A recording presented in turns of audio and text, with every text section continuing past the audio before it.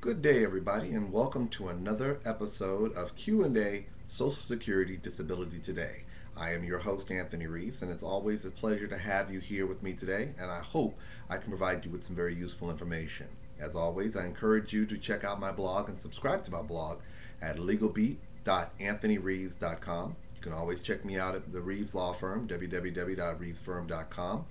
If you have Twitter, you want to follow me, it's twitter.com/legalgold, GOLD.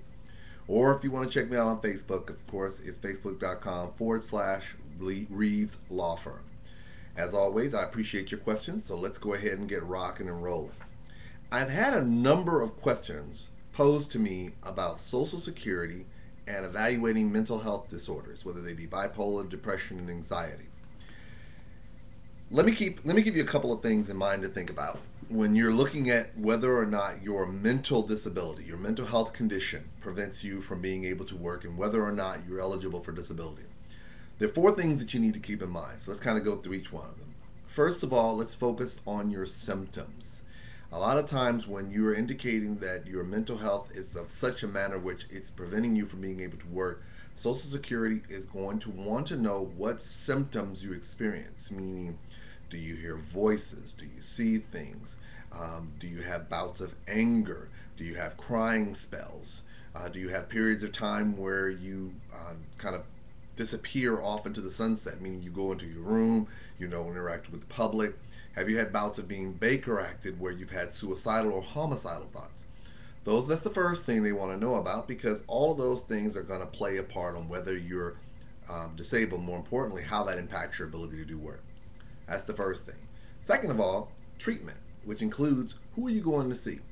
Now, I know this is going to sound tough, but the reality is some indications about your medication and treatment will tend to give a indication of a greater severity than others. In other words, if you're going to your family doctor and your family doctor is giving you something like Paxil and Zoloft, those tend to be along the lower line levels of mental health treatment. Not saying that you're not in a bad shape, but they tend to show that on that end. But if you're going to a psychiatric facility or a psychiatrist, you're getting regular counseling, and you're taking some of your more stronger medications like Risperdal or Geodone, that tends to provide an indication that your medical condition is a little bit more severe than just the taking of the medication like Paxil and Zoloft. So that's the second thing they're going to look at. Third thing is what I call the big four. And this is really where you need to give some thought to. The big four is how's your memory? Meaning, do you have a tendency to forget things? Do you need people to remind you of things? Do you write things down? Are you able to keep track of things? Think about the times where you've lost sight of the fact that maybe you had an appointment to go. Memory in terms of how many times does a person have to repeat themselves to you? When they explain something to you, do they have to come back and re-explain to you because you've forgotten what they have told you? That's the first thing. Second of all, is what I like to call crowds. How do you respond when you're around large groups of people? Now, large groups of people is a relative term, meaning how many people is too many people. Like almost everybody you deal with who has some type of problems with mental health will say, I have problems with crowds. But what constitutes a crowd? Well, sometimes people say, well, more than 5 people are a crowd. Or and be realistic, people. When you're saying that, so are you saying that you can't go to a grocery store? You can't go to church? You can't go to your child's school? Because trust, when you go there, there's going to be more than 5 people there. So when you're looking at that, you ask yourself, when you say you can't deal with a crowd, be more specific. How many people is too many people? And more importantly, what do you do when you find yourself around too many people? How do you function in order to prevent yourself from being exposed to too many people? Okay, that's number 2. Number 3, stress. What stresses you out? Let me be the bearer of bad news. I love people say everything stresses you out. I said, okay, so you're trying to tell me going to the bathroom stresses you out. You mean eating a bowl of cereal stresses you out? Okay, scratching your head stresses you out. And now you think I'm being condescending. Actually, I'm not. I'm helping you understand that when somebody is sitting here trying to decide whether you're disabled or not, they need it in a proper context. What do you like to do? Oh, I like to play video games. So you get stressed when you play video games? Well, no, I don't. Well, you just said you get stressed over everything. So that includes the things that you like. Stop for a second and ask yourself, what things tend to stress you out?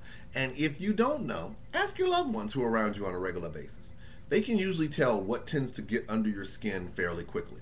So keep that in mind. So, what stresses you out? More importantly, what do you do when you get stressed? Meaning, some people, when they get stressed, they leave the area. Some people, when they get stressed, they lash out. I had a client once before who was banned from from a grocery store because literally they would get stressed when they were standing in line, and by the time they got to the front of the line, they had a habit of snapping. And so, basically, the grocery store says, "We don't need y'all back over here." So keep in mind what happens. How do you respond to that stress, and what do you do in order to calm down when you get stressed? And the other thing is, how often do you get stressed? Meaning, if you get stressed over every little thing, anybody asking you questions or talking to you or noises or anything like that, what do you do? And more importantly, if you don't have that, what happens?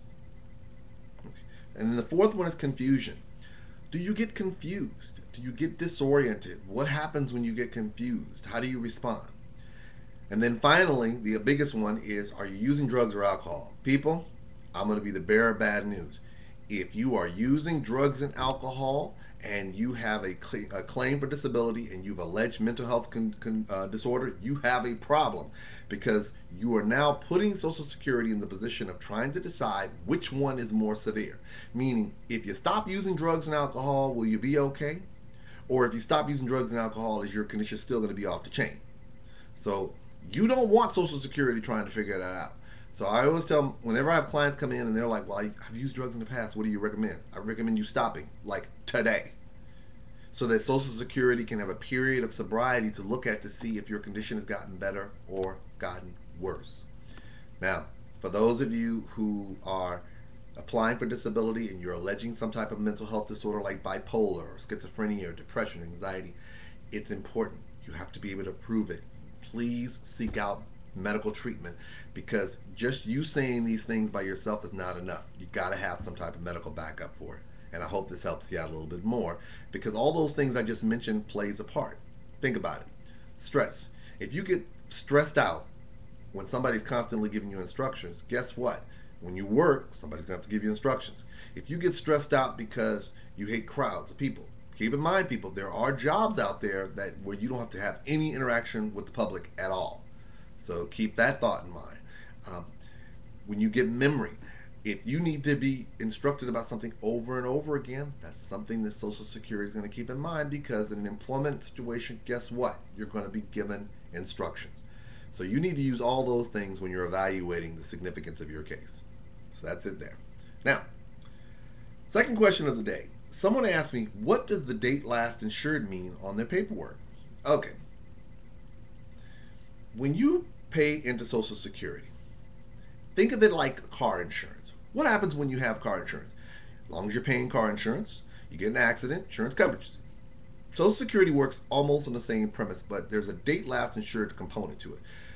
In order to get disability insurance coverage, you have to have worked for a period of time. Like, say for instance that you just started working, you were like 26 and you started working for the first time. You worked for a year. Does that mean you'll be eligible for disability insurance benefits? Nope, because you have to work 20 out of the last 40 quarters, which I believe is 5 out of the last 10 years, for lack of better words. So what happens is, once you have earned enough coverage, as long as you can demonstrate your disability began within that window of coverage, you are entitled to benefits. Let me give you an example. Let's say you worked from, and I'm going to give you a rough one, from 2005 to 2010. Stopped working. Now, when they calculate your insurance coverage, you're probably going to be eligible to probably 2014. What does that mean? That means as long as you can show that your disability coverage, that as long as you can prove that you were disabled within that window between 2010, when you stopped working, and 2014, you're fine. So guess what? If you applied for disability in 2016, 2017, 2018, 2020, but you say your disability began before 2014, if you can prove it, you may be eligible for disability insurance benefits going back, or at least from a disability portion, you can at least demonstrate your disability began during the period of coverage. That's what this DLI stands for. It does not mean, if let's say for instance that you apply for disability because you stopped working January 1st, 2010. You were found disabled January 1st, 2011. And it says your disability is in 2014. Does that mean that your disability will run out in 2014? No. What it means is when they were calculating your disability and they were making a determination, they had determined that your window was to 2014. Well, they found you disabled in 2010. Guess what? You're entitled to disability benefits under the disability insurance benefits program. Here's the other thing that most people don't realize. This is what we call a disability freeze. Meaning, let's say for instance that you get disability and you're on disability 2014, 15, 16, 17, and then they say, well, we think you're able to go back to work. Now you're freaking out because in your mind you're thinking, well, my insurance coverage ended on the 14th. At that time when you got disability, it expired on the 14th. But once they made a determination that you were disabled, that date froze and it moved with you. So in other words, when you were found disabled in 2011, your DLI was in 2014. You were still disabled in 2012, your DLI moved to 2015. Your disability continued in 2013, your DLI moved to 2016. See where I'm going with this? So basically, if you think about it, if they were to find in 2016 you no longer were disabled, your insurance coverage basically extends out to 2020. It basically moves with you, so this way you're not penalized because you've been out of work for a while. All right? I hope that made a little bit better sense. So don't freak out when you say it. It does not mean that your disability has ended. Will end on that date. Now, I will tell you, sometimes it gets a little weird if you have applied for disability after the coverage, but your disability began before the coverage. Just note that that number just basically means that's when your insurance expires. If you have any more questions about DLI, I'd be more than happy to do a post just on that one. All right. Someone asked a question. I was wondering what the chances are of being granted from an administrative law judge. People, this is the best thing I tell people. Two things to remember.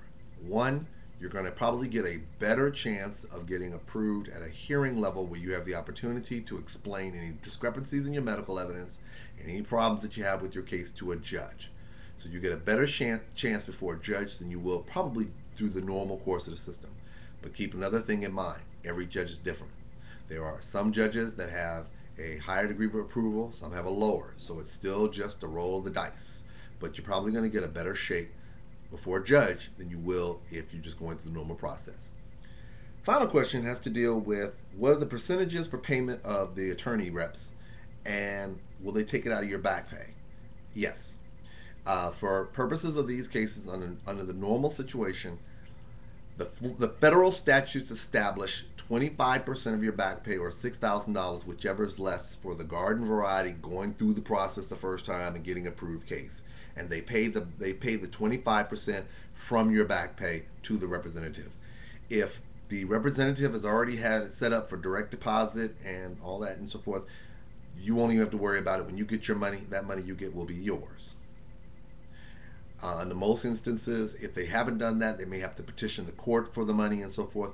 But the courts typically will only hold 25% of the back pay or $6,000, whichever is less. And that's mandated by the federal statutes. Congress set that. That's not one that gives any representative any leeway to play with. They set it like this so everybody will know exactly what they're dealing with. All right, everybody. Again, I want to thank you for your questions. I hope I didn't go too fast today. If you need me to go over these things in detail, you know I'll be more than happy to do so. Have a wonderful day, and as always, this is Anthony Reeves, and this is Q&A, Social Security Disability Today.